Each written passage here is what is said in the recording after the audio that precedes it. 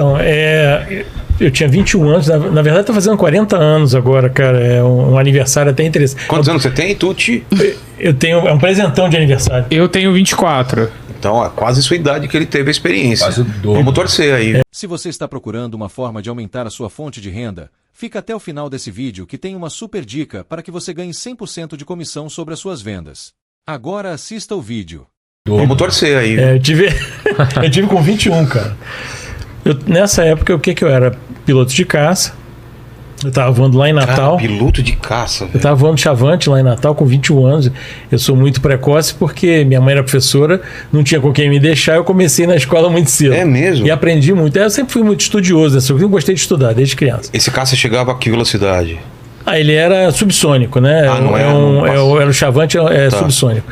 Né? Mas chegava a 800 por hora, 900 por hora, uma coisa assim, bem interessante, né? É um voo interessante.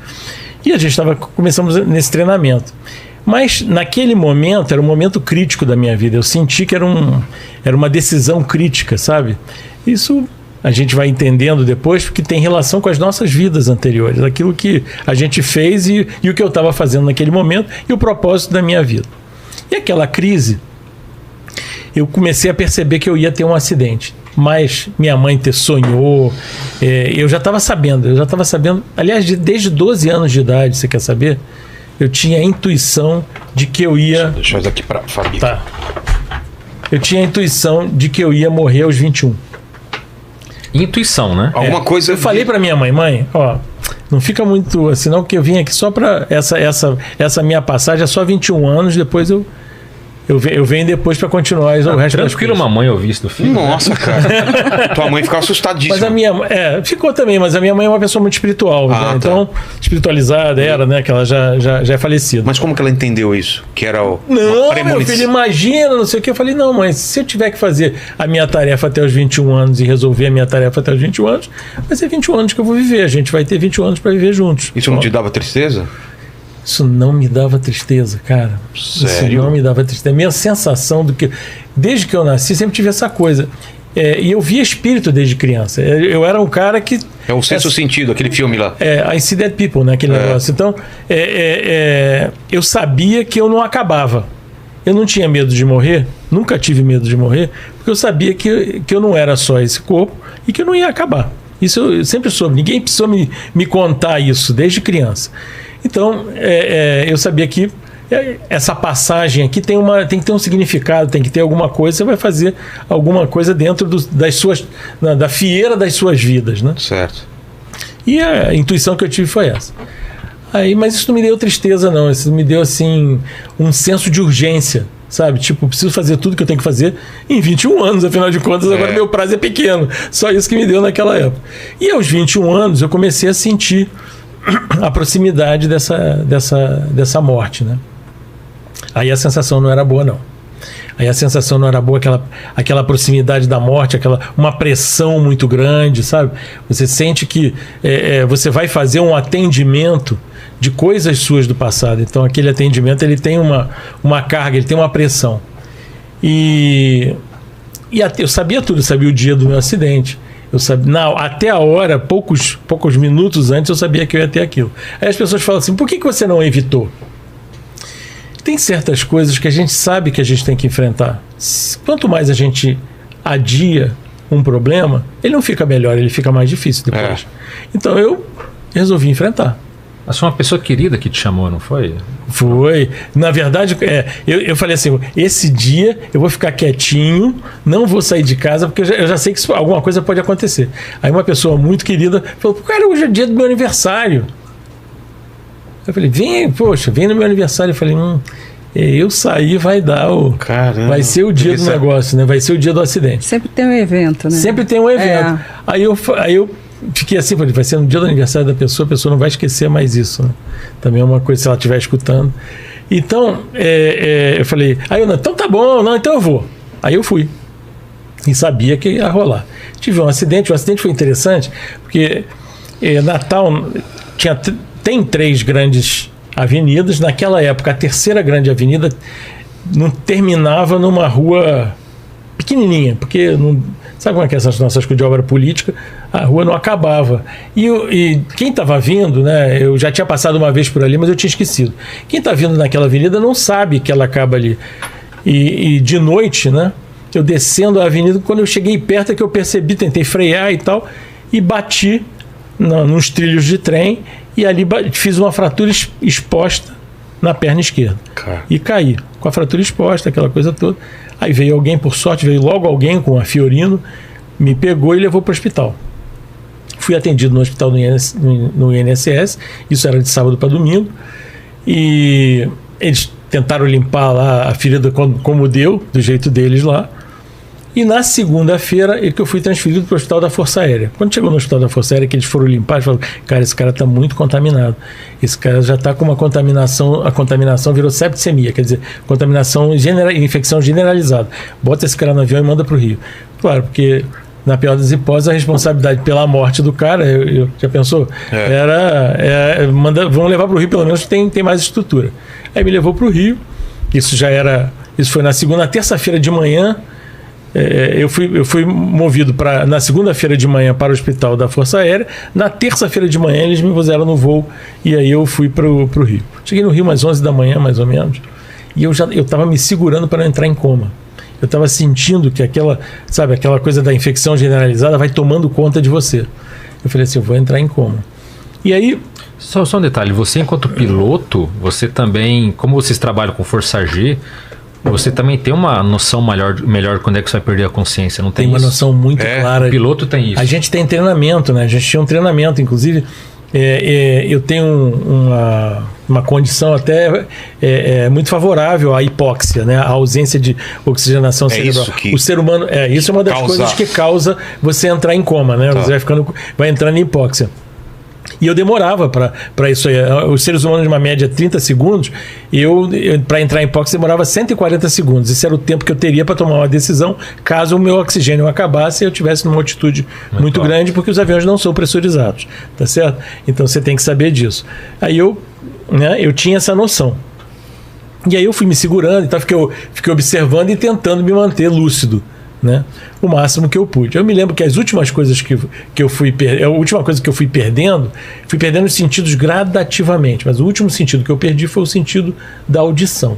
Lá longe, você fica ouvindo as pessoas lá longe, daqui a pouco sumiu, acabou. Perdi o contato com o mundo físico. Aí começa a experiência da quase morte. Aí o que acontece? Naquele momento, assim, dá um silencião gostoso. Bom. Silêncio muito bom. E aquele silêncio bom, e ao mesmo tempo começou uma revisão. Mas uma revisão contra o tempo, sabe? Daquele momento para trás, em tudo na minha vida, tudo que eu pensei e senti. De trás para frente? De trás para frente, tipo cara. Benjamin Button. Tipo Benjamin Button. E assim, em fast rewind, né? Não é rápido, mas você consegue absorver. Você absorve tudo. Nossa. Você vê tudo e você vai contabilizando. Não é só absorção. É como se fosse uma contabilidade, entendeu? E aí eu fui vendo que nos meus encontros... Mas era uma sensação boa? Vendo tudo? Não, a sensação na hora é uma sensação de muita seriedade. Ela não é ruim, é tipo assim, você está totalmente focado naquilo ali, no hiperfoco. Sim. Sabe? Totalmente focado. Nem bom nem ruim, você tá... Nem bom nem ruim, você tá grudado assistindo o jogo final do campeonato. Ah, tá. Entendeu? É mais ou menos... Se você piscar, você perde algum lance. Se você piscar, você perde um lance. Tá. Então, aquele negócio eu fui vendo, poxa, percebendo que eu estava perdendo as oportunidades de encontro com as pessoas. Esse plano físico, esse mundo físico, é uma oportunidade de encontro. Agora eu encontrar você, agora eu tenho que dar valor a esse encontro. Agora, né? O momento, ele fica mais importante. Ele fica muito mais importante. Eu falei, nossa, eu estou desperdiçando. Eu encontrei tantas pessoas e comecei a ver as relações que eu tinha com aquelas pessoas e como eu banalizei os meus encontros. E eu falei, nossa, perdi muito tempo. Aí quando chegou no final dos 21 anos lá, fiquei meio reflexivo assim, poxa, eu desperdicei bastante tempo. E ao mesmo tempo que eu tive aquela sensação, logo eu percebi que eu não estava sozinho, sabe? Que junto comigo tinha mais gente assistindo a mesma coisa que eu, né? Junto comigo, naquele mesmo estado, tinha duas outras consciências, assim. Aí a minha consciência foi expandindo, eu fui ficando mais inteligente, com mais percepção, com mais lucidez, com mais visão de conjunto sobre a minha vida e as coisas que eu tinha feito. E aí eles falaram, pô, a gente está muito satisfeito, na verdade, ao contrário do que você pode imaginar com tudo que você fez até aqui.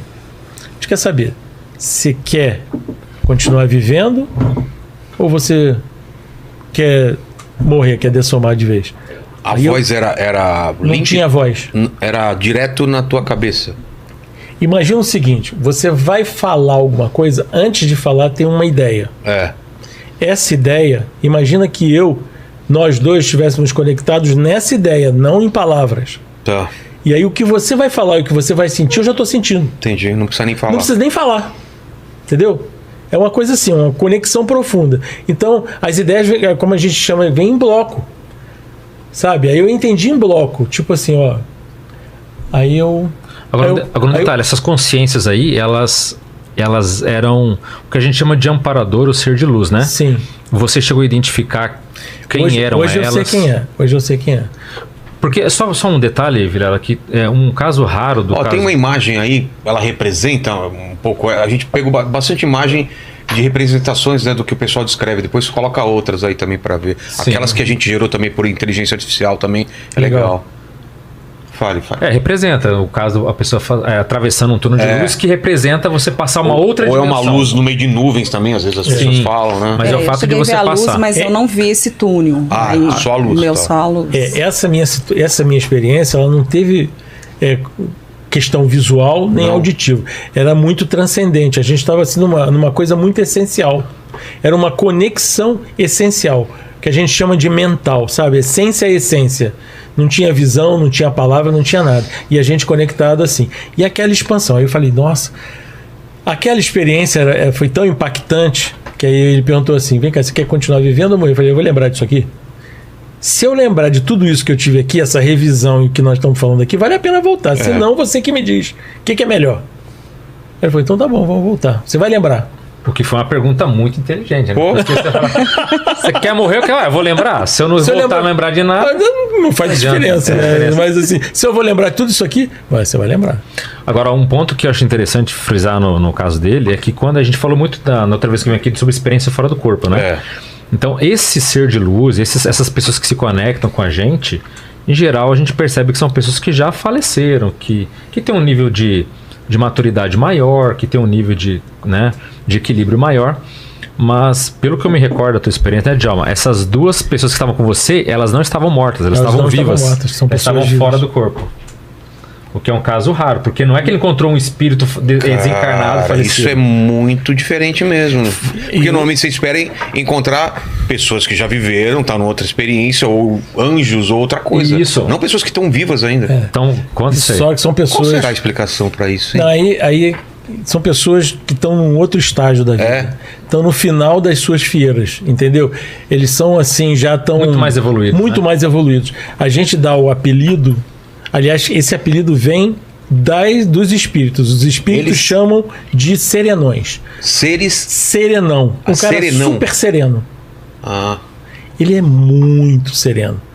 É de uma tranquilidade, de uma serenidade, de uma, sabe, um silêncio estruturante que é impactante você interagir com isso, entendeu? Então, naquele momento, e essa consciência, ela era viva e morava no Chile. Ela já dessomou, mas ela já morreu. Mas ela morava no Chile nessa época. E um outro, que era uma pessoa que era muito conhecida nossa, muito amiga nossa, que já faleceu também. Naquela época... Em 2015. Sei. Entendeu? Mas eu só vim a entender isso muito tempo depois e reconhecer. Eu achei que era espírito. E aí fui vivendo, fui reconhecendo e continuei pesquisando e fui reconhecendo as energias, até que um dia eu cheguei perto da casa dessa pessoa. Aí você vai dizer assim, você tocou na porta e entrou. Não toquei na porta e não entrei. Respeitei, assim, não me senti convidado, eu respeitei e não bati na porta. Mas eu sei qual é a casa, sei onde que morava, era um ex-arquiteto no Chile, uma pessoa que devia ser muito avançadinha, entendeu? E qual era super foi avançado. O impacto na tua vida? Na minha vida, isso foi um impacto muito grande, em vários aspectos. Primeiro aspecto é isso que ele falou. Acho que o primeiro é responder a pergunta se existe alguma coisa além disso, né? Já você Tipo, tem certeza. Não só certeza, como aquilo deu uma tranquilidade quanto à morte. É. Impressionante, perdi o medo de morrer. Claro. Você perdeu o medo de morrer, você perde um monte de outros medos. Claro. Entende? E a relação com a vida, ela muda. Ela muda muito, entendeu? E a partir daí, o tal negócio, você viu que eu sou amputado. Nunca tive problema com isso. Eu não coloquei, por exemplo, se eu ia ter 3 pernas, 4 braços. Nada disso ficou relevante naquele momento. Olha que interessante. A condição de viver é muito mais importante. Então isso me preparou. Essa experiência, ela tem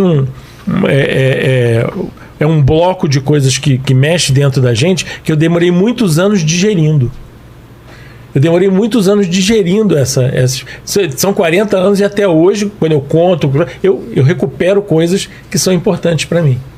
Então, às vezes, você vê, alguns segundos podem significar muita coisa numa experiência, dependendo da intimidade que você tem com aquela consciência, porque eram consciências que eram muito próximas minhas, então você tem uma intimidade, ela tem um acesso à sua intimidade tal que aquilo mexe na sua estrutura, entendeu? Então, por exemplo, você tem uma noção, depois disso eu passei 3 meses internado, eu tive 9 cirurgias, emergência, eu tive tudo que você pode pensar. Se eu te contar o tipo de curativo que eu tinha que fazer todo dia, você vai ficar horrorizado. Então, mas desculpa. Aí eu vou te dizer, sofrimento zero.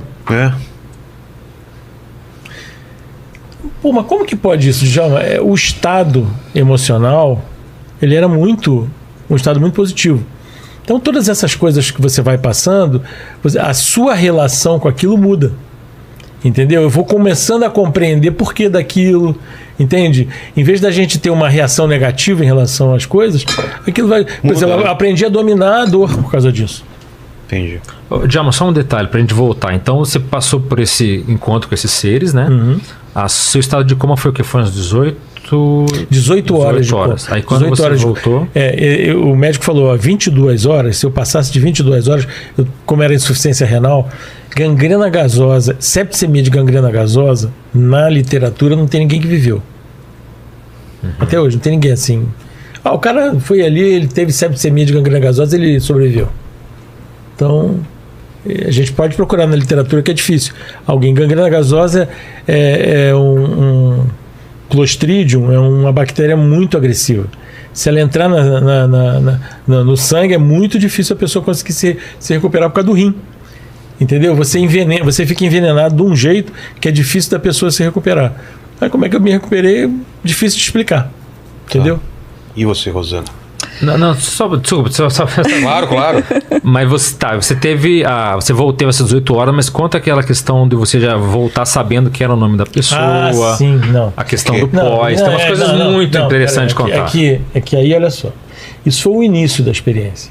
Se você entender que isso, a volta da experiência, ela é muito importante. Impactante.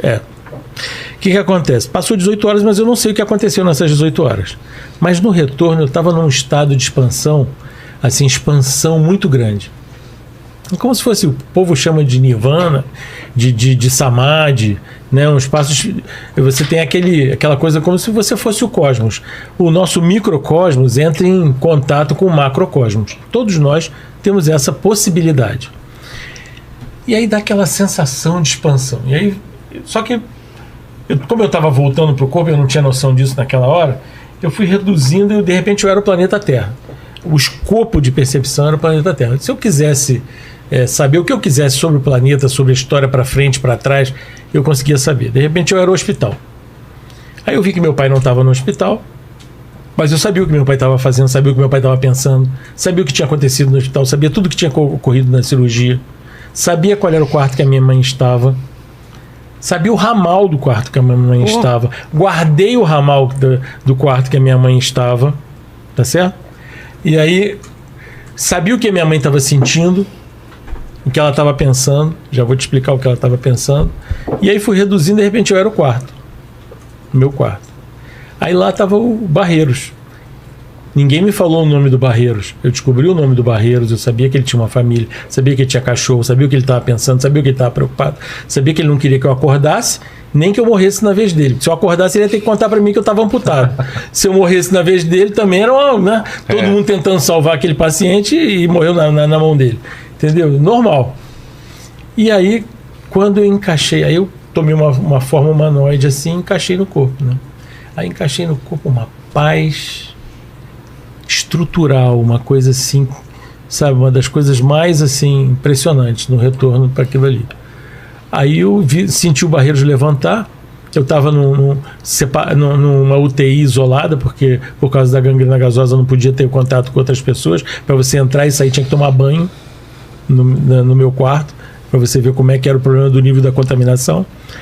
E aí o Barreiros levanta, quando ele vem andando na minha direção assim, que ele está quase chegando na cama, eu falo, Barreiros. Aí ele tomou um susto. Ué, como é que esse cara sabe meu nome? Eu não podia saber o nome dele, né? Eu não conhecia. Aí eu falei assim, aí ele veio, chegou perto da cama assim, falou assim, sabe o que é? Eu falei, sei. Aí que eles precisaram, eu falei, eu sei. Não deixei ele falar. Fica tranquilo, eu sei de tudo. Eu preciso falar com a minha mãe. Ele falou, ela está aqui no hospital. Mas eu não sei qual é o ramal, eu sei. Pega aí o telefone. Disca. O ramal é tal. Então, para você ver como é que a experiência ela é impactante, né? Ele estava em coma. Como é que alguém acorda sabendo o nome do cara que tá te cuidando de você? O sentimento dele, tudo que tá passando. Sabendo que já tinha perdido uma perna, sabendo onde é o ramal onde a mãe tava. Você fala, como é que alucinou com o ramal certo? Não. Com o nome certo do cara. Não tem como, né? Aí minha mãe atende. Aí liga do lado da minha mãe e atende. Quando a minha mãe atendeu, qual que era a preocupação da minha mãe? Eu era piloto de caça, ela teve que autorizar a minha amputação. Ela falou, vai que ele acorda, ela, só egoísta, tinha que deixar ele morrer, que não sei o que ela... Essa era a preocupação da mamãe. Poxa, que decisão, aí eu peguei o telefone e falei assim, mamãe, muito obrigado. Muito corajosa a sua decisão de fazer a minha amputação e muito obrigado, você estava totalmente certo. Você vê. Aí dá um alívio. O alívio da minha mãe, instantâneo naquilo ali, entendeu? Falei, muito obrigado, mamãe, você tá tudo certo. Ela falou, você tá acordado, meu filho? Eu tô acordado, então vou aí. Aí ela desceu, foi tomar banho para vir. Aí tudo começou. Mas a partir dali eu comecei a valorizar demais as relações humanas. Então minha vida mudou assim completamente. Eu resolvi pesquisar também para entender melhor o que era aquilo. Né? A minha capacidade sensorial era grande, mas ela aumentou muito. E a minha capacidade cognitiva também, de entendimento, de memória, de compreensão das coisas, acelerou muito. Eu fiquei muito mais expandido e acelerado, como aquele estado. Não é que eu fiquei mais, eu era. Só que o meu cérebro ganhou. É como se fosse assim. Aquilo ali era a minha essência. Sim. Só que aquilo turbinou meu cérebro. Entendeu? Deu mexeu com um monte de coisa no meu cérebro. Agora, para você ver, né, Vilela, a questão, como as experiências elas vão meio que abrindo caminhos para a gente poder entender sobre a vida, a existência e tudo mais. O Djalma, né, como a gente, né, conhece, ele tem uma amizade, ele mesmo fala que ele já teve, depois disso, memória de vida passada que tem relação com a experiência de quase morte. Porque essa gangrena só acontece em época de guerra. Acontece em época de guerra. Não tem essa infecção, não tem como ele ter tido. Só em época de guerra. Só em época de guerra.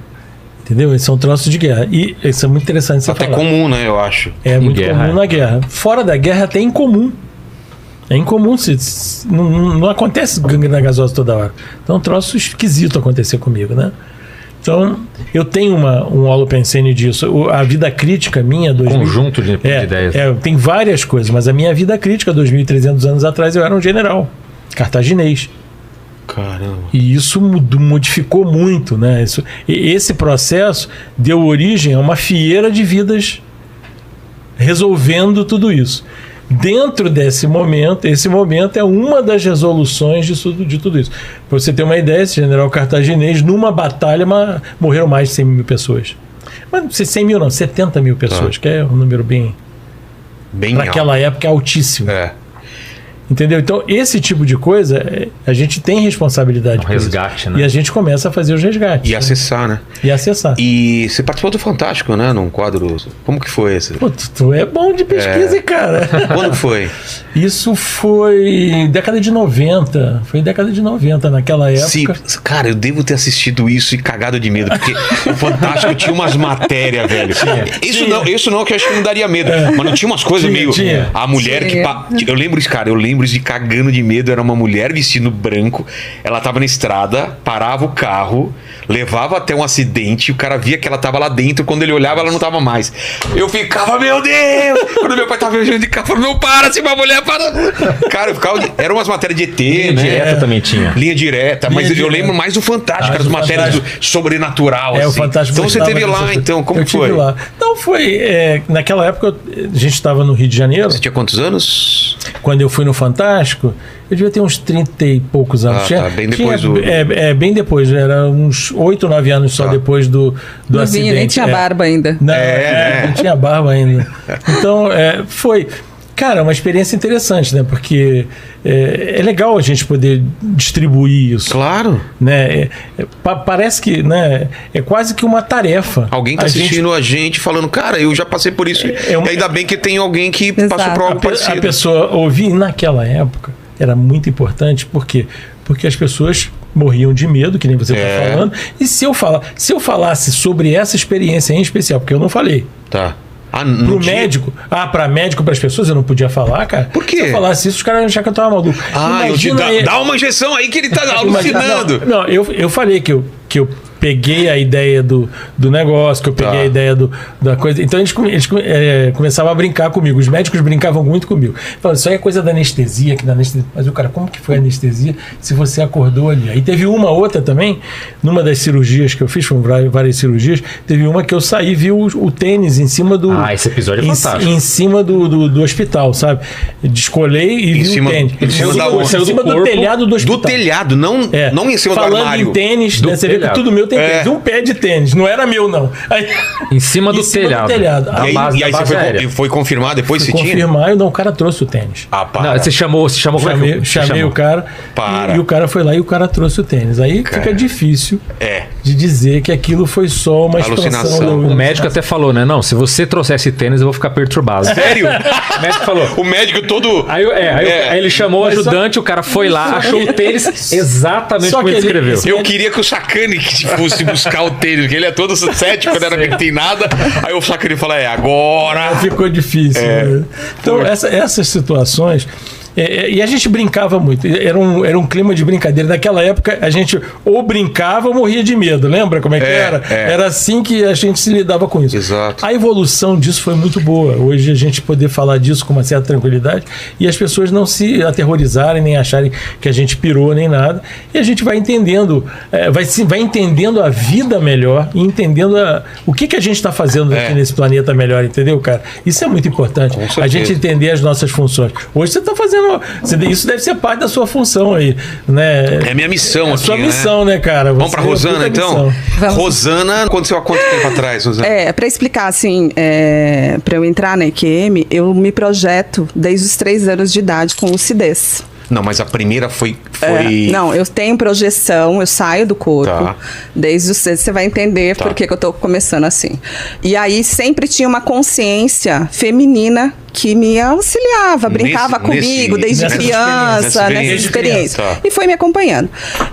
Quando eu fiz 22 anos, eu fui convidada pelo meu irmão pra gente passar o ano novo na praia.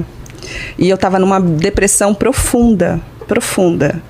Tinha acabado de ganhar minha filha, ela tinha 1 ano, e aquilo para mim parecia que eu queria morrer.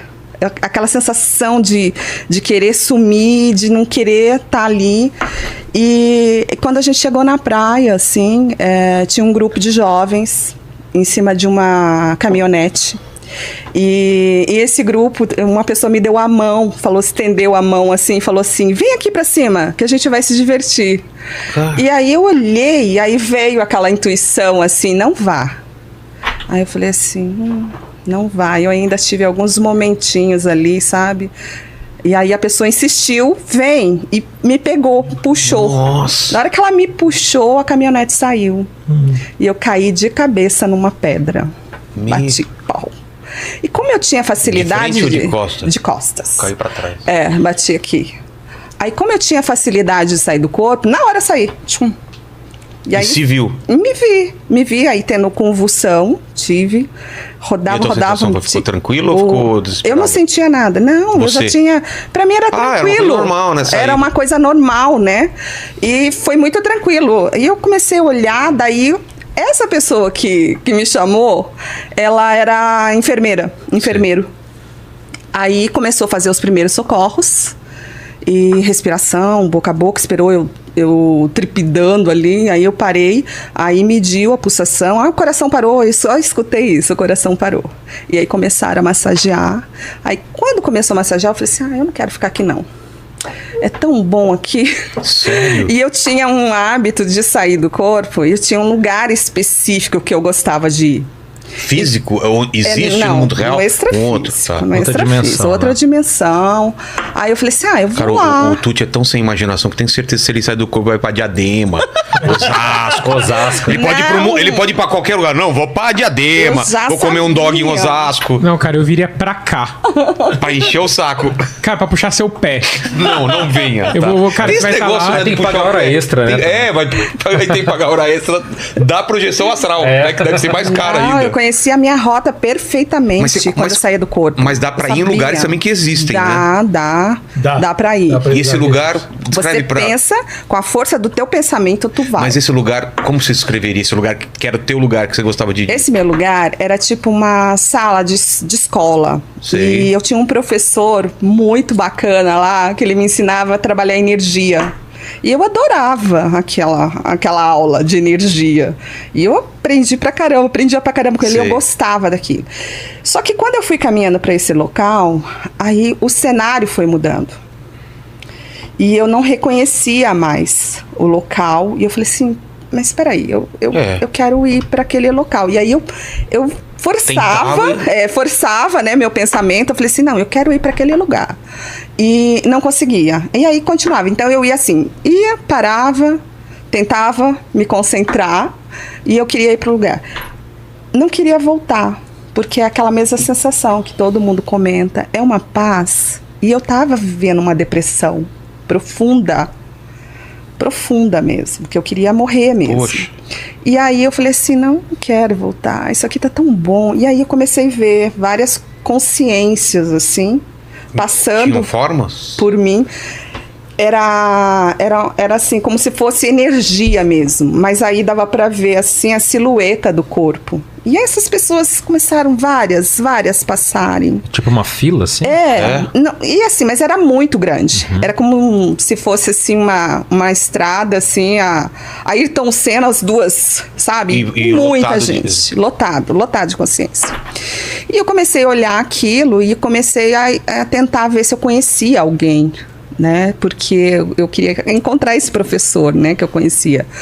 E aí então, tem uma hora que eu senti uma presença desse lado aqui, uma presença feminina, uma consciência. Aí ela falou assim, você sabe, né, que não tá na sua hora, né? Aí eu parei. Aí nessa hora eu coloquei a mão na cabeça, parecia que eu tava vendo que aquela dor, aquela pancada, Sei. né? Coloquei a mão na cabeça, falei assim, não é a minha hora. E eu olhar, mas eu discutia com ela, eu tinha uma DR com a consciência. Eu tive várias DRs com a consciência. Eu falei assim, não, aqui tá muito bom, eu quero caminhar. Olha lá, olha a paz que todo mundo tá sentindo. E aí eu vi o clarão mesmo e tinha uma ponte, exatamente uma ponte. Né? Ela falou assim, olha, você sabe que se você passar a ponte, você não volta mais, né? Aí eu falei assim, certo. Mas por que eu tenho que voltar? Aí ela, nessa hora, ela abriu. É como se fosse uma tela de TV, assim. Abriu, assim, e passou, assim, várias vidas passadas minhas. Aí eu tive acesso a várias passagens, inclusive do Egito. Descreve lá, descreve tudo aí. Descreve detalhes aí. Mas a que mais me impactou... Não, você fala todas aí, fala todas aí. Não, mas a que mais me impactou foi que as duas últimas, eu praticamente provoquei também uma EQM. Que eu tive em 1532. Não deve ser a última, mas... não foi a última. A última foi na Segunda Guerra. Em 1532, eu provoquei e acabei não fazendo opção para voltar mesmo. Eu tinha 28 anos. E na Segunda Guerra, eu tinha 26 anos. E nessa, eu estava com 22. Ela falou assim, cada vez que você volta, você diminui o seu tempo aqui. E não é isso que a gente combina quando você vem para cá. Né? E aí faz sentido eu ter aula, quando eu vou lá, tenho as aulas e tudo mais, e eu faço um tratado. Eu combino lá que eu vou voltar e vou cumprir realmente o que eu tenho que fazer aqui. Nessa hora, quando ela falou pra mim, agora você decide. Aí eu lembrei da minha filha. Minha filha tinha 1 aninho. E aquilo pra mim, o amor que veio assim, eu falei assim, eu já sei o que eu tenho que fazer, eu tenho que ajudar essa consciência. E aí foi quando eu voltei correndo, voltei pro meu corpo, e foi aquele impacto assim, parecia que eu tinha levado aquela pancada. Nessa hora eu já não estava mais no local, eu estava dentro de uma clínica, com meu irmão em cima de mim, mas ele desaguava, assim, chorava. E eu me lembro que eu abri o olho e falei assim, para de chorar, eu tô bem. Tranquilo também, o irmão tá chorando em cima do corpo da irmã, de repente ela acorda e fala, imagina o susto, para de chorar, Imagina tá o tudo susto, certo, vamos embora. E assim, tinha uma moçada... Não, meu irmão ficou um bom tempo, ficou anos, até hoje ele não gosta de falar disso. Isso impactou muito pra ele. Pra ele você já choque. tinha ido. E eu já tentei tirar da boca dele e ele só fala assim, não, você caiu e ficou louca. Você foi clinicamente. Você caiu e ficou louca. Você foi clinicamente dada como morta, né? Sim, porque eu tava num local, numa maca, assim, eu fiquei 22 minutos, assim, sem... Nossa. Tentaram. 22. E foi exatamente. Né? E eu tinha 22 e 22 minutos. Caramba. E é tão interessante que eu vi essa contagem também. Mas não, como quando ele eu não tava lá. apareceu a história da sua vida passando por Várias coisas vieram na tua cabeça. Várias. Mas da vida atual ou só de vidas passadas? Não, de vidas passadas. Também? O que você viu? Fala mais detalhes. Alguma coisa você pode falar, né? Fala, Posso falar. Inclusive a consciência que me ajudou, que muitos chamam de mentor, ser de luz, né? E eu chamo de amparadora, porque ela foi a minha amparadora. Tem uma Quando ele passagem... falou serenão, né? Serenão. Não, o meu não. Eu tinha entendido. Não cheguei nesse ponto do serenão. Sabe o que eu tinha entendido? Sabe o que eu tinha entendido, Tuti? Ser anão. Eu pensei que era uma luzinha pequenininha e chamavam de ser anão, tipo Pois do Cara, eu fiquei com medo de você falar outra coisa, velho. surubão. Cara, eu tinha certeza que você ia falar isso, mas certeza. Quem garante que na outro plano não tem surubão? tem. Você não sabe. Você não sabe, é o Vai que surubão é- de luz. vai que É ela um monte de Noronha. luz lá. É verdade. Desculpa. Imagina, faz parte aqui, é muito legal isso. Mas o que me impactou foi que essa consciência, depois com o tempo, na época eu não soube identificar, mas com o tempo eu fui entendendo, ela era minha avó paterna que eu não conheci. Ah, no caso dele era gente viva, no teu caso era gente que já tinha morrido. A minha avó paterna que eu não conheci. E eu tenho uma experiência muito interessante. Você depois foi ver foto e tal e bateu. Porque aí começou a vir. Porque depois que a gente tem essa experiência, como o Djalma comentou e o Ale também, a gente tem acesso. E aí você tem acesso a muita informação. E eu falei assim, poxa, o que eu vou fazer com isso? Tem que ter um propósito. Claro. Tem que ter Porque alguma coisa, né, ali, né? O que eu tenho que acertar? O que eu tenho que voltar e arrumar tudo aquilo, né?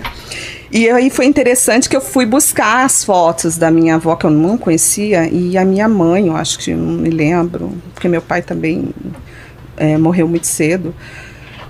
Ela me mostrou uma foto, eu falei assim, caramba, é ela. E só da energia, senti energia na foto dela, eu consegui identificar que era ela. E eu tenho uma passagem muito interessante com ela. Porque aos 3 anos que eu descobri que eu fazia projeção, eu fazia muito xixi na cama. E aí ela falava assim pra mim, olha, toda vez que você for no banheiro, você se belisca. Aí, porque eu chorava, né? Minha mãe ficava brava comigo, meu pai e tudo mais, né? E aí eu comecei um dia, eu tava no banheiro, ela chegou e falou assim, lembra, belisca. Aí eu belisquei, daí eu falei assim, olha, por que eu não tô sentindo, né? Ela falou assim, olha lá na cama. Aí eu vi o meu corpinho lá na cama, assim, eu falei assim, nossa, eu tô lá. E pra criança isso é tão... lúdico, né? Quase, lúdico. Eu não me assustei nem nada. Por isso que eu nunca me assustei com esse fenômeno, né? E aí eu peguei, voltei pro corpo. E aí falei assim, agora eu entendi. Então toda vez eu pegava e me beliscava. Eu nunca mais fiz xixi na cama. Foi bem interessante essa experiência com ela. E aí quando eu vi a foto dela, eu comecei a entender. Aí tudo fez sentido para mim. Aquela trajetória minha, de eu estar em sala de aula, né? Lá na Extrafísica, aprendendo de energia. E aí a EQM, após a EQM, eu voltei. Não tive como falar... Pode falar. Só um detalhe, essas duas experiências de vida passada, como é que foram essas EQMs que você lembrou de vida passada? Porque é um processo também raro, porque geralmente quando a pessoa lembra de uma vida passada, ela lembra assim, às vezes da morte que ela teve, mas você lembrar que você teve experiências de quase morte em vidas passadas... Você lembra de um fato? Pensa assim, ó, por exemplo, o Djalma ele teve uma experiência de quase morte. Certo. Certo? Mas pensa que numa vida futura dele, ele vai lembrar dele tendo a quase morte, o que é uma memória rara de se ter. Entendi. Entendeu? Não é que ela estava ali fazendo um cordeiro no meio do Himalaia. Ela lembrou dela tendo quase morte, né? Como é que foi essas duas? Então, olha, isso é interessante. Boa pergunta sua. Porque, assim, eu fui buscar, até na literatura, na história e tudo mais, onde eu me encaixava nesse contexto, né? E aí eu sempre participei de movimentos assim libertários, né, das mulheres e tudo mais. E isso eu acabava sendo perseguida, porque naquela época, né, tanto em 32 quanto 45, quem que gostava de mulher que queria votar, por exemplo, né? Que não queria mais usar sutiã, que não queria mais usar, né, queria usar calça e tudo mais. E eu participava ativamente disso daí, né? Tanto que nessa vida, essa última vida, de 32 eu era jornalista. E eu vim assim, já sabendo que eu queria ser jornalista. Eu já sabia que eu queria me formar nisso e que eu queria sair. Então, assim, começou a fazer muito sentido isso para mim. Né? E de 1945 também foi a mesma coisa. Né? Como que eu provoquei de 32? Através de drogas. Eu me envolvi com pessoas, né? Eu queria me entender e aí acabei me drogando e tudo mais. Inclusive, eu acredito não, eu tenho certeza que a minha filha fazia parte comigo. Então é por isso que eu trouxe ela nessa vida. Então sua filha atual era usuária com você nessa vida passada. Exatamente. E isso fez muito sentido para mim, né? E aí em 45 foi a mesma coisa, que eu fui perseguida, fui presa, né, e acabei sendo torturada também e eu optei para não querer mais ficar. Foi bem interessante, foi bem impactante. Mas eu tenho também, assim, outras experiências aí do Egito, que foi bem impactante para mim também, né, bacana também. E isso me fez querer vir para cá, quando eu voltei, e eu, com tanta informação, e eu precisava me entender, eu precisava falar assim, falava para mim assim, poxa, com quem que eu vou falar sobre isso? Porque eu vim numa família, assim, que não acreditava nessas coisas, né? E então eu comecei a minha busca, sozinha, solitária, vamos dizer assim, né? E fui buscando em livros, fui buscando na história mesmo, né? Eu nunca levei para o lado místico, nunca, apesar de querer ir ver, né? E ter respeito, né? Mas eu tentava entender todo esse processo meu, e foi muito bacana, porque eu senti que eu precisava ter amor. Porque mesmo participando de todo esse movimento e tal, eu acabava descartando as pessoas, sabe? Então eu não fazia... eu desistia de tudo, assim, principalmente com relação a relacionamento, né? E aí eu falei assim, caramba, eu tenho que aprender a amar, né? E aí eu voltei, foi a minha primeira missão. Primeiro, várias pessoas relatam que já voltaram da morte. Porque popularmente se fala assim, ninguém sabe o que existe na vida após a morte porque ninguém voltou para contar. E é justamente o que a gente diz que não é bem assim. Na verdade, milhares de pessoas voltaram dessa morte e não é um voltar simplesmente do tipo, eu estava apagado, acordei, não lembro de nada. Não, ela passa por vários eventos que são muito significativos e ela passa por uma série de ocorrências que a própria área médica fica, mas isso é verdade ou não é? Porque tem casos assim espetaculares. Só que antes de falar o que é IQM propriamente dita, não é uma coisa... Estamos com duas pessoas aqui, né, com experiências significativas, mas não é algo assim tão raro. Para você ter uma ideia, não existe uma estatística uma universal, global, nada nesse sentido. Mas só para dar uma dimensão, em 1982 fizeram uma pesquisa americana e mais de 40 anos atrás eles estimavam que pelo menos 8 milhões de americanos tinham passado por experiência de quase morte. De americanos. Estou falando do mundo inteiro. Então, e quanto mais as técnicas de ressuscitação médica melhoram, mais tem casos de pessoas relatando o que elas vivenciaram no estado de coma. Muitas dessas pessoas, se fosse no passado, morreriam, mas com a tecnologia ou com essa possibilidade de ter um atendimento mais rápido, elas têm essa segunda chance. Exatamente, né? Mas além dela voltar, ela consegue, parece que ter mais uma sensibilidade, uma memória melhor para reter o que aconteceu com ela. Cada vez mais está acontecendo isso. Exatamente. Caramba. E a pessoa pode dizer assim, que está ouvindo, mas Alexandre, voltou da morte, mas não pode ser um processo de alucinação, não pode ser delírio.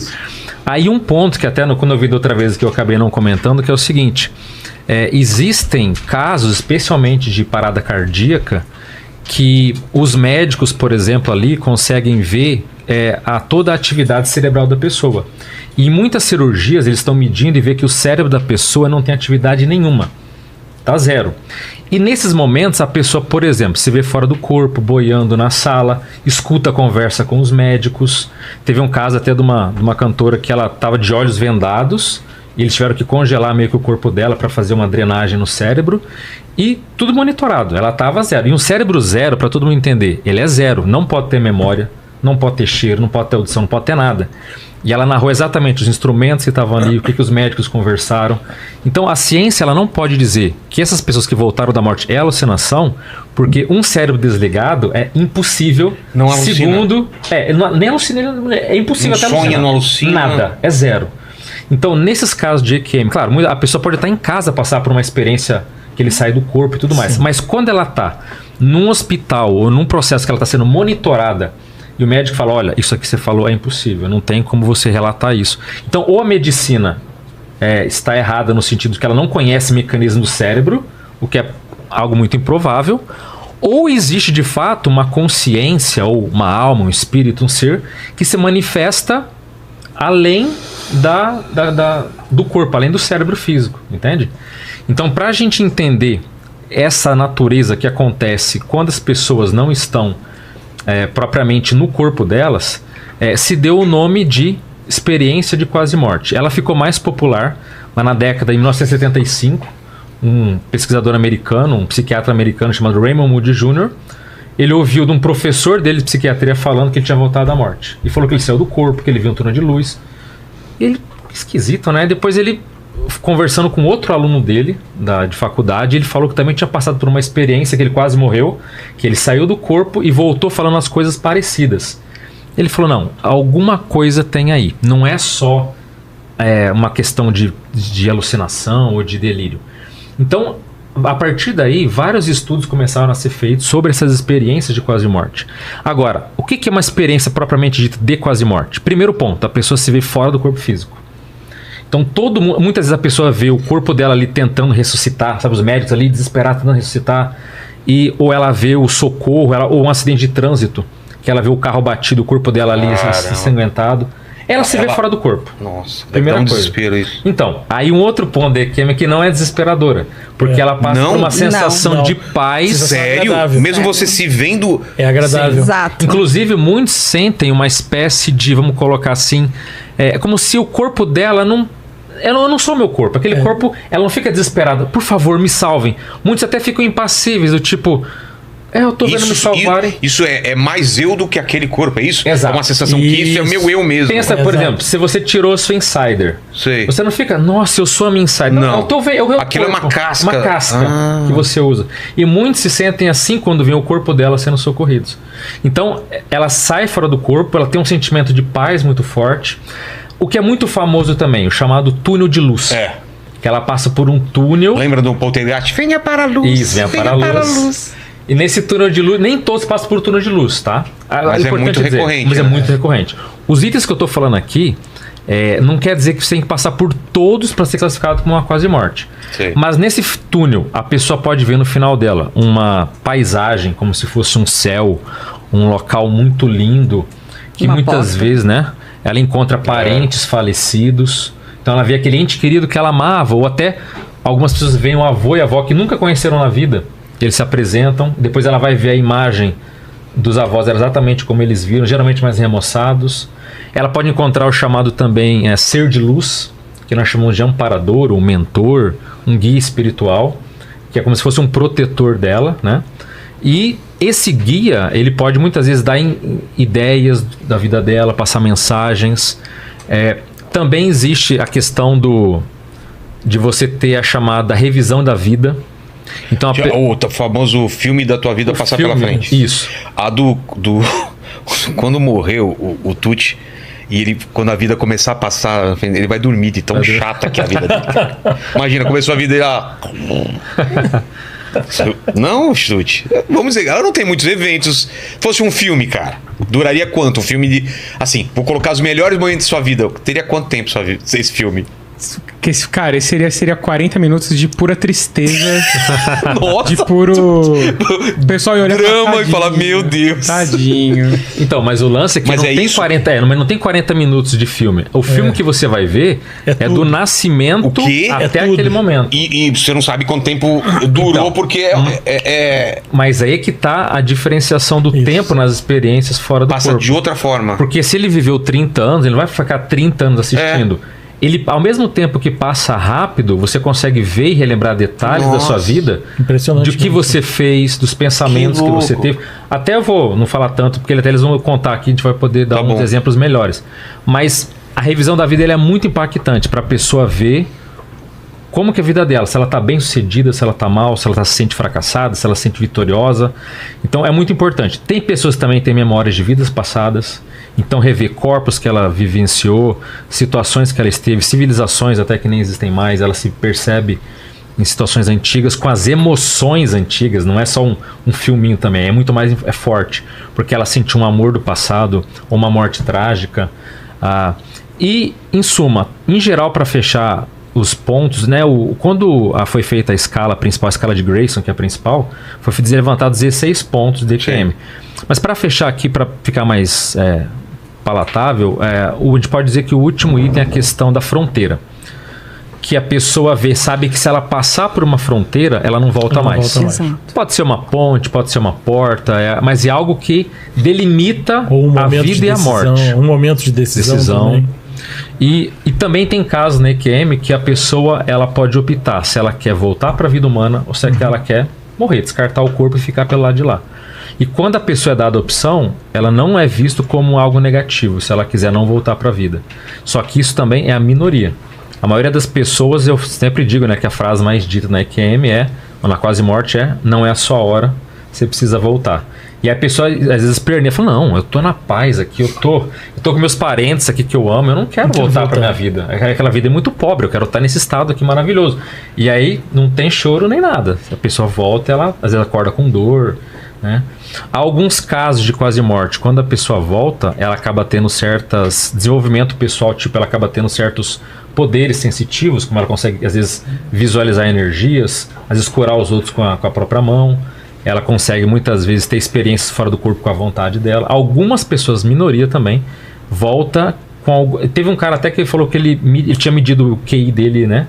Depois que ele teve a EQM, ele mediu e subiu assim, drasticamente o nível do quociente da inteligência dele após. Como ele tivesse tido uma revelação e um aumento de conhecimento. É porque na quase morte, quando a pessoa tem uma expansão da consciência, o que é expansão? Ela está mais lúcida, mais inteligente, com memória melhor, mais equilibrada. Aquele estado, a pessoa sente que ela é muito melhor do que ela apresenta aqui na vida humana. E quando ela volta, por mais que ela não consiga se manifestar desse jeito pleno, sobram assim, resquícios ou processos que acabam interferindo e ela consegue ter habilidades que antes ela não tinha. Entendi. Algumas coisas parece que destravam, né? Então, na quase morte, muitas vezes a pessoa ela pode só ver o túnel de luz, ela pode sair do corpo. Algumas são declaradas mortas clinicamente e acabam voltando. Já aconteceu isso? Muitas vezes. Tem muitos casos do médico fala assim, ó, não deu hora do óbito tal e de repente a pessoa volta.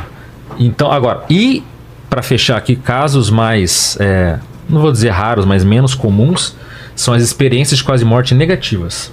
Que ela não vê um parente positivo, não vê um ser de luz, ela está num ambiente que pode ser uma espécie de inferno, umbral, um local totalmente, às vezes, escuro, sombrio, com pessoas ofendendo ela sendo perseguida. Praticamente esse local aqui onde a gente trabalha depois que termina a live, não é? Ele descreveu mais ou menos aqui. Antes eles chegarem, era esse lugar aqui, né? Escuro, sombrio, as pessoas se maltratando. Cara, melhor a gente tocar o programa aí. Tá bom, agora nós estamos na luz. Vamos na luz, vamos na luz. Só que essas pessoas a gente não sabe, né? Quem que fala. Porque as pessoas que têm a quase morte, por isso é importante. Quando volta disso, então a pessoa fica preocupada de, na hora que morrer pra valer, voltar pra esse lugar. Exatamente, por isso que é muito impactante pra ela. Muitas reformulam a vida. Peraí, onde é que eu tô errando? O que eu tô fazendo de errado pra eu ter passado por uma experiência dessa? Não que a pessoa seja maligna ou seja. Alguma coisa. Mas alguma coisa ela tem que mudar. Por isso que a quase morte, em muitos casos, ela é uma recuperação da rota. Porque muitas pessoas estão vivendo a vida dela, só que cada um tem a gente admite que todo mundo tem um propósito de vida aqui. Ninguém está na vida humana a passeio, está aqui só para se divertir. Passear é bom, se divertir é bom, mas todo mundo tem uma tarefa, tem um propósito, tá? E quando a pessoa muitas vezes assume uma tarefa e ela começa a desviar, às vezes quem vem para mostrar, meu amigo, você não está bem, vamos voltar para o caminho porque você está desviando. E tem casos que, agora, quando a pessoa às vezes tem o caso assim, ó, quer voltar ou não quer, aí já geralmente não é bem essa questão. A pessoa já está com a vida mais estabelecida, mas ela criou algum mérito, alguma questão para passar por isso. Então, se estima que são poucas pessoas, estudos que falam da quase morte em pessoas com parada cardíaca, estima-se que seja entre 5% e 6%, eu acho um número alto, quer dizer, todo mundo tem uma parada cardíaca. Ter 5% ter uma experiência de algum nível fora do corpo, algum nível de quase morte, já é muito forte. E as pessoas, quando sabem, né, que a gente fala disso, seja lá pelo meu canal, seja por aqui, as pessoas começam a entender que não é mais feio falar sobre isso. Porque antigamente, se fala para a família, você tá maluco, o que você tomou, né? E hoje em dia já está tendo um abertismo maior para você falar de um assunto desse e não ser taxado de maluco, não ser rejeitado por aquelas pessoas. Então há um abertismo maior. Obrigado por chegar até aqui. E se você gostou desse conteúdo, convido você a ver uma das minhas participações em um dos podcasts mais importantes do Brasil, onde falamos de pontos excepcionais que quase ninguém sabe. Um abraço e até a próxima. Se chegou até o final do vídeo, você acaba de ganhar um presente para te ajudar a gerar mais renda no mês. O que me diria de ter forma de gerar renda que realmente faça diferença na sua vida? Pare de depender de terceiros e comece a ganhar 100% de comissão com seus próprios produtos. Clique no primeiro link da bio e comece hoje mesmo.